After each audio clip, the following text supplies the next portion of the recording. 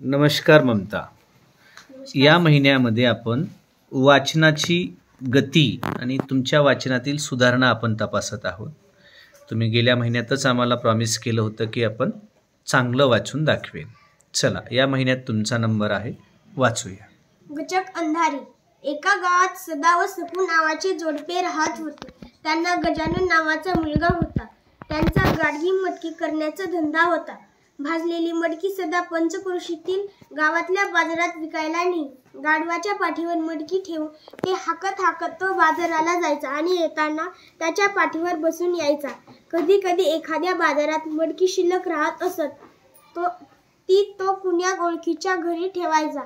सदाचे व्यवस्थित चालले होते. आठवड्यातून 2-3दा आपले वडील कुठेतरी बाजाराला जातात हे लहानग्या गजाननला कळू लागले होते.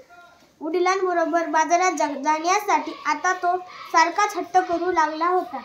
दरवेळी त्याची समजूत घालता घालता सदा व सकू मेटाकुटीला येत असत. एके दिवशी सदाला मटकी विकायला शेजारच्या गावात जायचे होते. भल्या पहाटे उठून सकूने भाकरी थापल्या, शिदोरी बांधून दिली. त्यावेळी गजा गाढ झोपला होता. सदाला ज्या बाजाराला जायचे होते तिथे मागची मटकी शिल्लक होती. त्याने ती ओळखीच्या घरी ठेवली होती. त्यामुळे त्याला फक्त गाढवावर बसून जायचे होते. त्याने गाढव रात्रीच गावात चरायला सोडले होते. ते शोधले आणि त्यावर बसले की परस्पर निघायचे या बेताने सदाने आवरले.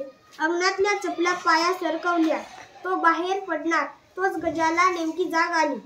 खाटेवरून धाडकन उडी घेऊन पळतच बापाजवळ येत त्याने गिल्ला केला, मी येतो. सदाने डोक्याला हात लावला.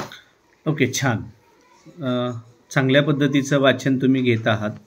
आणखीही ज्या रेषांमध्ये काही कॉमा आहे की नाही, पूर्णविराम आहे की नाही, अशा गोष्टी असतात त्या आपण त्याचे नियम पाळून वाचायला पाहिजे. छान प्रयत्न होता ममता तुझा. पुढच्या वेळेस आणखी चांगला प्रयत्न करूया. टाळ्या वाजवूया ममतासाठी.